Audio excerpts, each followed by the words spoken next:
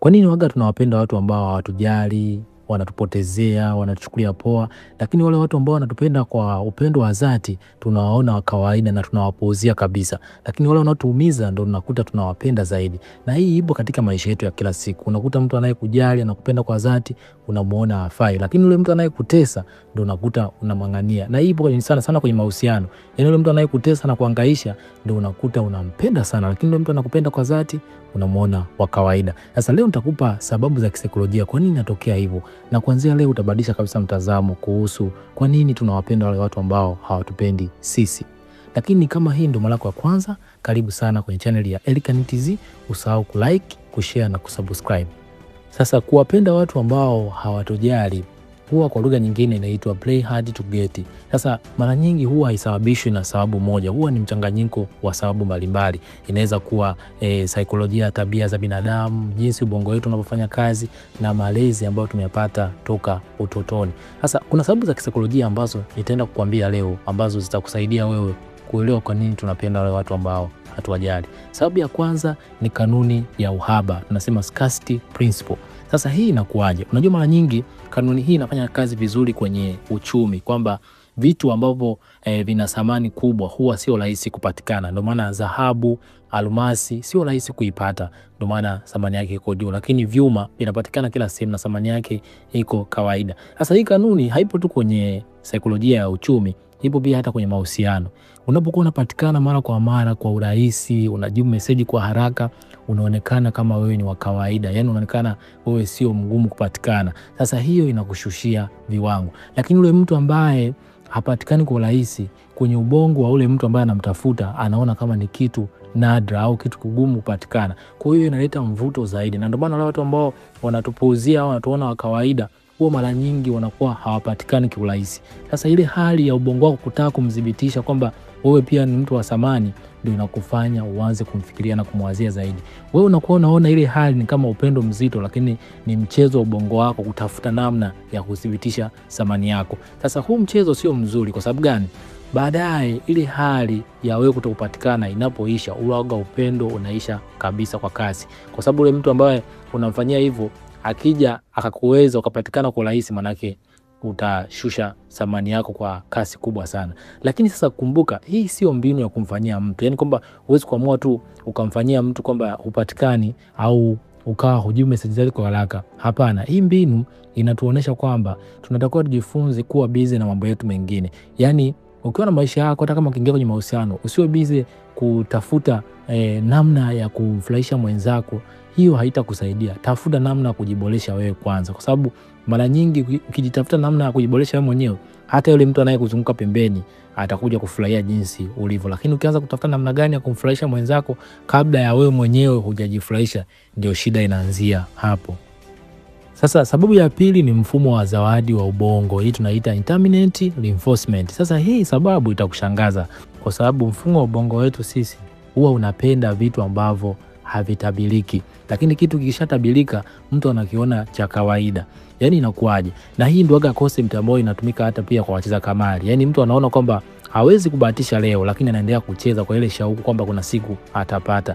Hiyo huwa inapelekea kisayansi unazalisha kemikali ya dopamine kwa kiwango kikubwa zaidi. Yaani ile hali ya kusubiria kitu inazalisha kemikali kwa kiwango kikubwa zaidi kuliko kile kitu ukikipata. Sasa hii ndio inakuwa kwenye mahusiano. Sasa inakuwa kama kamari ya kihisia.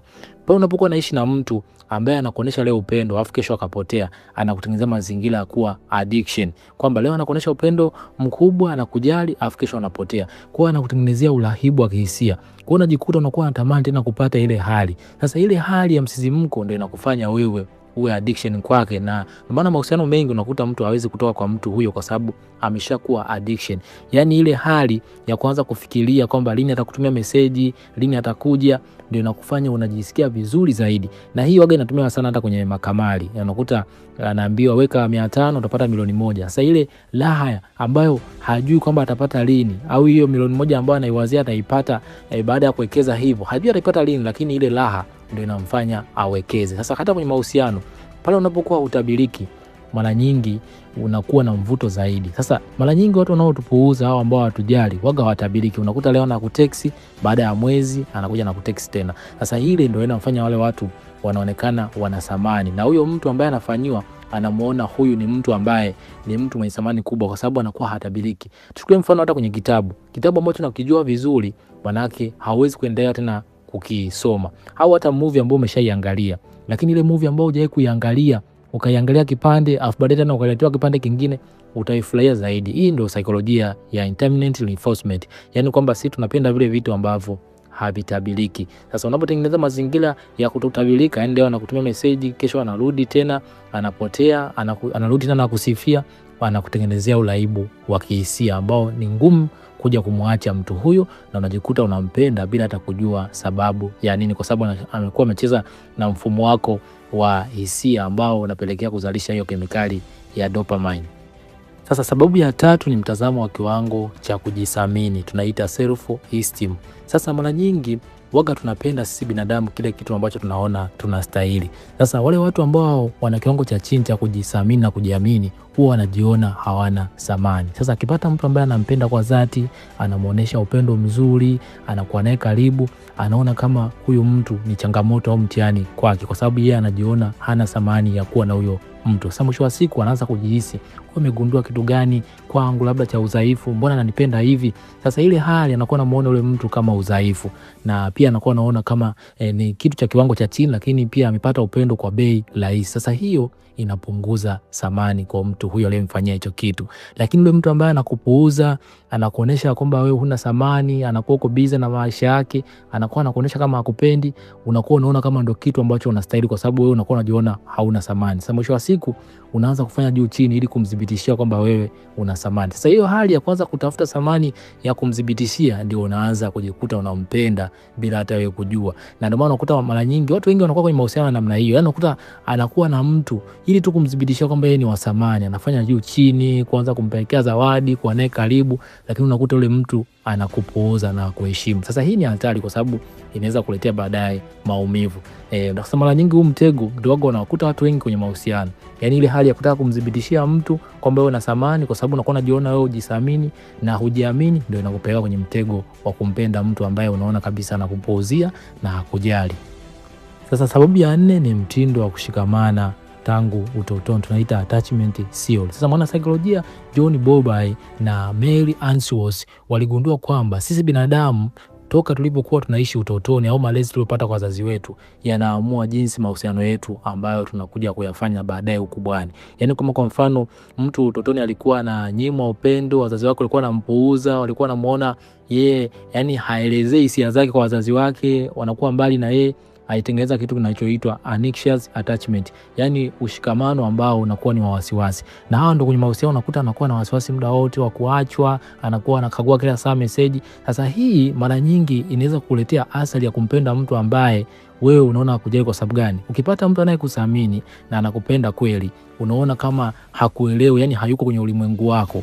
Lakini ukipata mtu ambaye anakupuuza, hakujali, unakuwa unaona kwamba yeye ndio yuko kwenye fiti ya kwako. Yani kwa sababu ile saikolojia toka ya utotoni ambayo ilikuwa asili, kwa sababu wazazi walikuwa wanakupuuza, ukipata mtu wa namna hiyo ndio unakuwa unaona uko sehemu yako sahihi, yani comfort zone yako, yani sehemu ambayo wewe unaielewa vizuri, kwa sababu si binadamu waga tunapenda sehemu ambazo tunazielewa. Sasa ndio maana ukuta mtu anang'ania mahusiano ambayo yanamuumiza, kwa sababu yale yanakuwa ni mahusiano ya mtu ambaye hampendi na anampuuza. Lakini yule mtu ambaye anamthamini na kumuona yeye ni mtu wa muhimu kwake, anamuona yeye ni mtu ambaye hamuelewi vizuri, kwa sababu haelewi ulimwengu wake. Sasa hii ni hatari, kwa sababu unajikuta upo na mtu ambaye yeye hakuthamini, lakini wewe unampenda, lakini yule mtu ambaye anakuthamini humpendi kwa sababu ya mfumo wako wa saikolojia uliowasilika toka utotoni. Na huu waga uko hivi kwa sababu unakuwa unatamani yule mtu ambaye anakupuuza udhibitishe ile hali ya kuonesha thamani yako, kwa sababu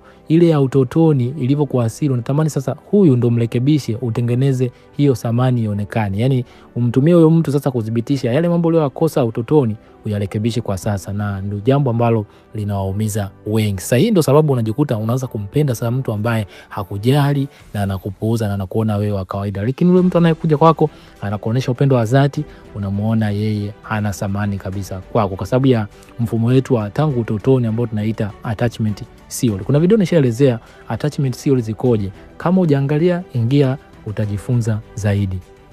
Na sababu ya 5 ni hamu ya ushindi na changamoto. Hii tunaita the thrill of the chase. Sasa unajua toka zamani sisi binadamu asili yetu tulikuwa tumeanza kuishi kwa sababu ya kuwinda. Yani watu tulikuwa tunaishi kwa sababu ya uwindaji. Na hiyo imetuasili paka leo, kwa sababu ili uende kuwinda lazima upate changamoto kidogo, uanze kutafuta mnyama unayemuinda, uanze kunyatia. Hata simba pia anapowinda, yani uwindaji wote lazima utumie mbinu mbadala, yani uanze kutafuta hicho kitu. Sasa hiyo hali waga inatuletea kama changamoto, na ile changamoto ndio inakuja kutupatia baadaye, tukipata kile kitu inakuwa kama ushindi. Sasa hii ipo pia hata kwenye mahusiano ambayo tunaasiliwa pia kulingana na sirika yetu si binadamu, kwamba kitu chochote ambacho tunakipata kwa urahisi tunakiona kama hakina thamani. Kuja mtu anakupenda kwa dhati, anakuonesha upendo kwa urahisi, unamuona kama ni mtu ambaye hana thamani. Lakini yule mtu ambaye unapata upendo wake kwa changamoto, yani anakusumbua, anakuwa anakupuuza, ndio unaona kwamba huyu mtu ana thamani. Sasa hii ndio yoga inapelekea kwa nini tunawapenda wale watu ambao wanatupuuza na watu ambao hatujali. Lakini wale ambao wanatujali tunaona ni wa kawaida kwa sababu ya hii sirika ya binadamu ya uwindaji. Ndio maana unakuta mtu anayekupuuza unampenda zaidi, lakini yule mtu ambaye anakusamini unamuona wa kawaida. Lakini sio njia nzuri, kwa sababu yule mtu anayekupenda kwa dhati ndio yuko real kwako. Lakini yule mtu ambaye anakupuuza, wewe unampenda kwa sababu ya sika ya kisaikolojia toka zamani ambayo inatuasili mpaka sasa. Na ndio maana unakuta unamng'ang'ania mtu ambaye akupendi, anakupuuza, lakini yule mtu ambaye ana true love. Na ndio maana hata hii ipo hata kwenye mahusiano. Unakuta mtu anayeonyesha upendo wa kweli anaonekana wa kawaida na anadharaulika, lakini yule mtu ambaye anapuuza, haeleweki, ndio unakuta anapendwa zaidi. Sasa hebu niambie katika comment ni sababu ipi ambayo imekugusa zaidi, lakini pia hata kama kuna sababu nyingine ambayo unaielewa unaweza ukashare pia hapo sehemu ya comment section, na mimi nitafurahi kuona. Usahau kulike, kushare na kusubscribe. Mimi naitwa Elikhan Mtz, the head of the world. Tukutane kwenye kipindi kinachofuata. Bye bye na uwe na siku njema.